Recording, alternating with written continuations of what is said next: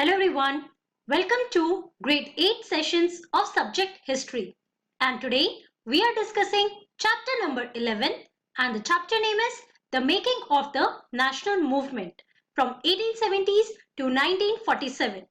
This is your 8th session. तो बच्चों हम लोग grade 8 का subject history discuss कर रहे हैं और इसमें chapter number 11 discuss कर रहे हैं. chapter का नाम है the making of the national movement from 1870s to 1947 और ये आपका 8th सेशन है. So let's start with it. तो एक बार ब्रीफ रिकैप कर लेते हैं कि लास्ट क्लास में हमने क्या क्या कंप्लीट कर लिया था and after that we will continue with our session. Okay, so in our last class we were talking about people's Mahatma. तो इसमें हमने देखा कि महात्मा गांधी को सबसे पहले लोगों ने महात्मा कहकर बोलना शुरू किया and after that he became people's Mahatma. और वो कैसे हुआ कि जब जो ऑर्डिनरी पीपल थे बच्चों, जब वो अपने अचीवमेंट्स को महात्मा गांधी को क्रेडिट करने लगे. ओके, हमने इसका बेस्ट एग्जांपल किसमें देखा था? जब हमने बात किया था अबाउट द यूनाइटेड प्रोविंसेस, जो आज का प्रेजेंट डे उत्तर प्रदेश है. तो हमने देखा कि वहां के जो पेजेंट्स थे, right, so peasants of Pratapgarh, they fought और they were succeeded in stopping the illegal eviction of the tenants, right. और उन्होंने अपने इस अचीवमेंट को किसे क्रेडिट किया? महात्मा गांधी को क्रेडिट किया कि उनके आइडियोलॉजीज की वजह से, उनके मार्गदर्शन की वजह से they got this achievement or they succeeded in this movement, right? And also we learned that Gandhi ji was always in favor of class unity and not in class conflict. फिर भी जो peasant class थे बच्चों या फिर जो agricultural laborers थे, उन्हें ऐसा लगता था कि महात्मा गांधी उनकी हमेशा सहायता करेंगे. किनके अगेंस्ट? जमींदार के अगेंस्ट, जो हमेशा एक्सप्लॉइट करते थे पेजेंट्स को या एग्रीकल्चरल लेबरर्स को. ओके, फिर हमने अपना नेक्स्ट टॉपिक पढ़ा, that is the happenings of 1922 to 1929. और इसमें हमने 1922 के बारे में क्या पढ़ा? That a major incident broke out in the year 1922. और ये कौन सा इंसिडेंट था बच्चों? So it was known as Chauri Chaura incident. और इस इंसिडेंट में क्या हुआ था कि जो प्रोटेस्टर्स थे who were protesting in the non cooperation movement, उन्होंने क्या किया था? उन्होंने एक पुलिस स्टेशन को they set up fire in a police station, right. और इसके बाद हमने इसमें देखा कि 22 policemen they were killed in this incident, right. And it was because of this Chauri Chaura incident that Mahatma Gandhi decided to take or call off the non-cooperation movement, right?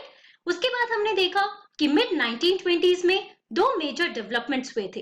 पहला development था the setup और the coming up of और the formation of a new organization. एक Hindu organisation का formation हुआ था बच्चों, जिसका नाम था आरएसएस या राष्ट्रीय स्वयंसेवक संघ. और दूसरा डेवलपमेंट क्या था? The formation of the communist party of India, जिनके अपने अपने बहुत ही इंटायरली डिफरेंट व्यूज थे on how our country should be. Okay, उसके बाद हमने देखा कि 1929 में किस चीज का रेजोल्यूशन लिया गया था? पूर्ण स्वराज का. और पूर्ण स्वराज का मतलब क्या है? Complete independence. और ये किसके प्रेसिडेंटशिप में लिया गया था? जवाहरलाल नेहरू के प्रेसिडेंटशिप में लिया गया था.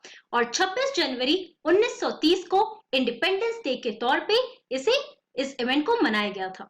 ओके, अब हम पढ़ने वाले हैं हमारा next topic, that is the March two Dandi. अब ये दांडी मार्च क्या है बच्चों, इसके बारे में हम यहाँ पर समझते हैं, जिसे हम सिविल डिसोबीडियंस मूवमेंट के नाम से भी जानते हैं. सो पूर्ण Swaraj would never come on its own. अब हमने क्या पढ़ा था लास्ट क्लास में कि इन द ईयर 1929 पूर्ण स्वराज या कंप्लीट इंडिपेंडेंस का रेजोल्यूशन लिया गया था कि भारत देश को हमेशा के लिए आजाद किया जाए, कंप्लीटली इंडिपेंडेंट किया जाए, राइट. लेकिन क्या ये पूर्ण स्वराज खुद से आ जाता? Obviously not. इसके लिए बहुत सारी लड़ाइयां करनी पड़ती. इसलिए इन 1930 Gandhi ji declared that he would lead a march to break the salt law. और इसी वजह से 1930 में गांधी जी ने क्या डिक्लेयर किया? उन्होंने डिक्लेयर किया कि वो एक मार्च लीड करेंगे और ये मार्च को हम क्या कहते हैं बच्चों? डांडी मार्च कहते हैं। और ये मार्च क्यों हुआ था, या फिर ये जो सिविल डिसोबीडियंस मूवमेंट है बच्चों, ये क्यों हुआ था? So it was to break the salt law. अब ये सॉल्ट लॉ क्या है, हम इसके बारे में यहाँ पर पढ़ते हैं। So according to this law, the state had a monopoly on the manufacture and sale of salt. तो आपको पता है कि हमारे खाने का सबसे मेन इंग्रेडिएंट क्या है बच्चों? तो उसे हम नमक कहते हैं या सॉल्ट कहते हैं। तो उस टाइम पे एक सॉल्ट लॉ हुआ करता था। अब ये सॉल्ट लॉ क्या था कि स्टेट यानी कि गवर्नमेंट के पास सिर्फ मोनोपोली है, ओके, सिर्फ उनका अधिकार है किस चीज में? तो सॉल्ट के मैन्युफैक्चर में और सॉल्ट के सेल में। और लोगों को इसी वजह से सॉल्ट टैक्स भी पे करना पड़ता था, राइट? और इसी वजह से गांधी जी ने डिक्लेयर किया कि वो एक मार्च को लीड करेंगे और वो जो सॉल्ट लॉ है उसे ब्रेक करेंगे, okay. Now Mahatma Gandhi along with other nationalists reasoned that it was sinful to tax salt since it is such an essential item of our food. Mahatma Gandhi के साथ ही बाकी जितने भी नेशनलिस्ट लीडर थे बच्चों, उन्होंने क्या आर्ग्यूमेंट रखा?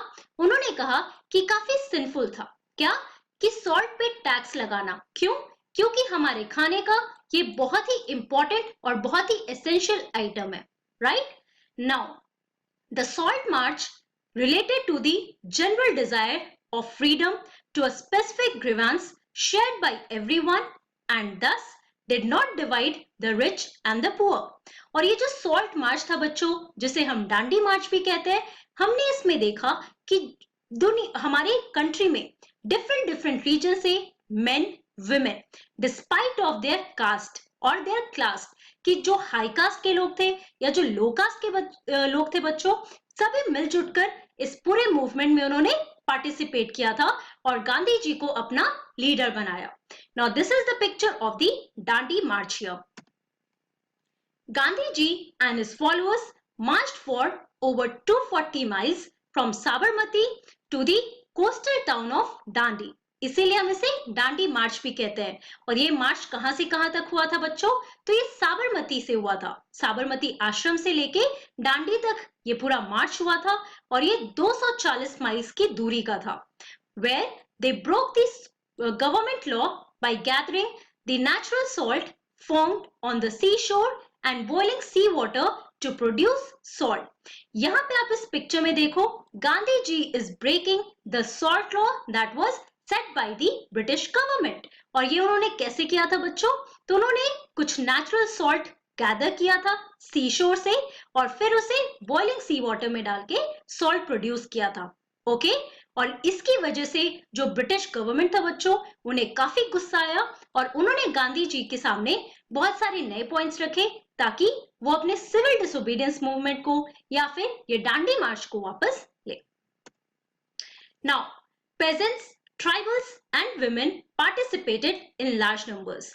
तो हमने इसमें देखा कि यहाँ पे आप देखोगे कि कोई कास्ट बेसिस पे या क्लास बेसिस पे बिना कोई डिवीजन के सभी लोग यूनाइटेड होकर इस पूरे मूवमेंट में पार्टिसिपेट करने लगे। फॉर एग्जाम्पल पेजेंट्स ने भी पार्टिसिपेट किया, ट्राइबल ग्रुप्स ने भी पार्टिसिपेट किया और तो और विमेन लोगों ने भी पार्टिसिपेट किया कि डिफरेंट रीजन से बहुत सारे विमेन अपने अपने एरिया से वो महात्मा गांधी के साथ मार्च करने लगे to Dandi. So a business federation published a pamphlet on the salt issue. Now business federations, business persons भी इसमें participate किए थे। The government tried to crush the movement through brutal action against the peaceful satyagrahis. अब जाहिर सी बात है कि government को काफी गुस्सा आएगा, उन्हें इस बात का डेंजर था that they would again fight against the British government और ये लोग बहुत ही ज्यादा यूनाइटेड थे और ये एक डेंजर था ब्रिटिश गवर्नमेंट के लिए।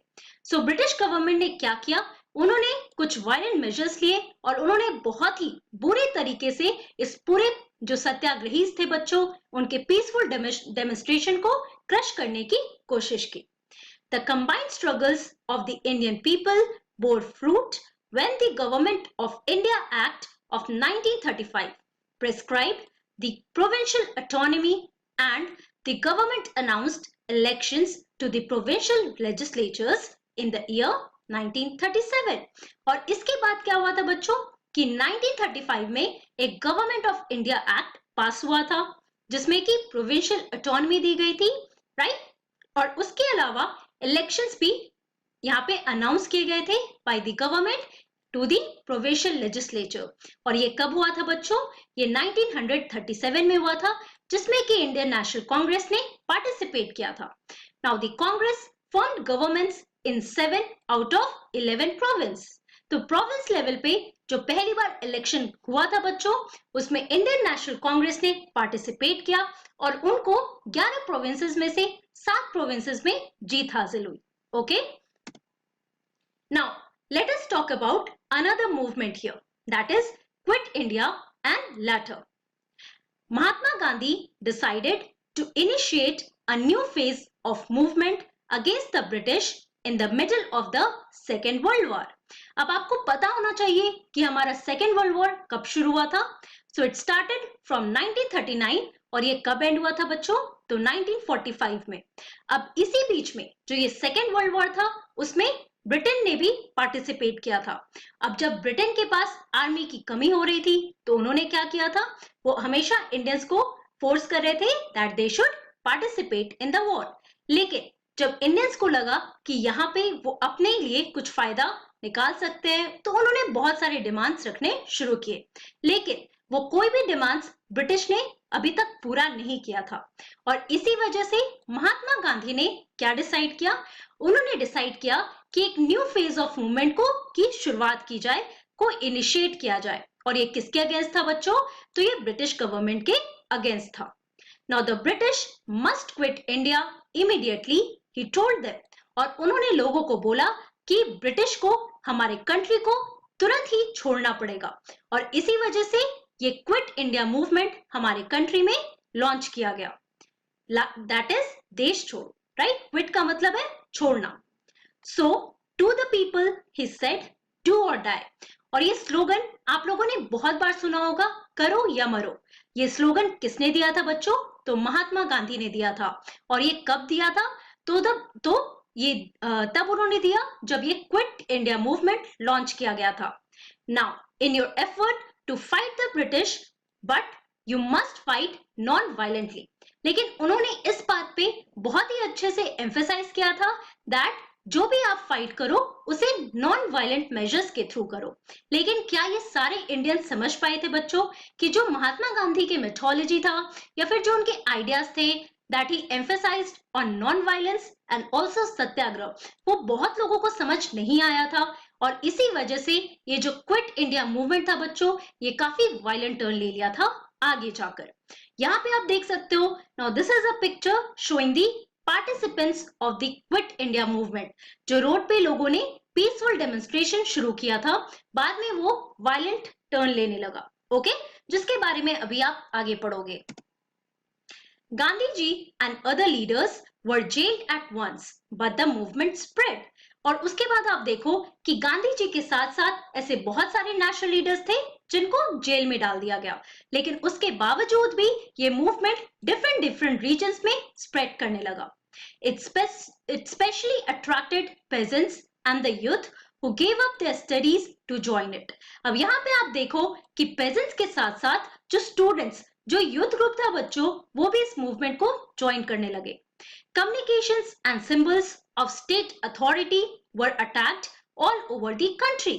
अब जो symbols of states है बच्चों, जो communication था, state authority का जो भी था बच्चों, जो भी उनसे रिलेटेड, ब्रिटिश गवर्नमेंट से रिलेटेड जितने भी सिंबल्स थे उस पे अटैक किया जा रहा था। In many areas the people set up their own governments. और ऐसे बहुत रीजन्स में क्या हो रहा था कि लोग अपने ही गवर्नमेंट को सेटअप कर रहे थे। Again this is the demonstration of the people who participated in the Quit India movement. और आप यहाँ देख सकते हो कितनी भारी मात्रा में all over India, okay, different reasons में बहुत सारे लोगों ने पार्टिसिपेट किया था। तो बच्चों आज की क्लास में हमने क्या पढ़ा? In today's class we talked about Dandi march जो 1930 में लॉन्च किया गया था to break the salt law. और दूसरा हमने पढ़ा क्विट इंडिया एंड लेटर जो 1942 यानी 1942 में लॉन्च किया गया था। और ये कब हुआ था बच्चों? ये सेकेंड वर्ल्ड वॉर के बीच में हुआ था। राइट? और इसमें गांधी जी ने स्लोगन दिया था डू और डाई का, दैट इज करो या मरो। अब हम अपने नेक्स्ट क्लास में इस टॉपिक को कंटिन्यू करने वाले हैं और वो हमारा लास्ट सेशन होगा जिसमें हम पार्टीशन के बारे में भी पढ़ने वाले हैं। So that's all for today. Thank you very much. Have a nice day.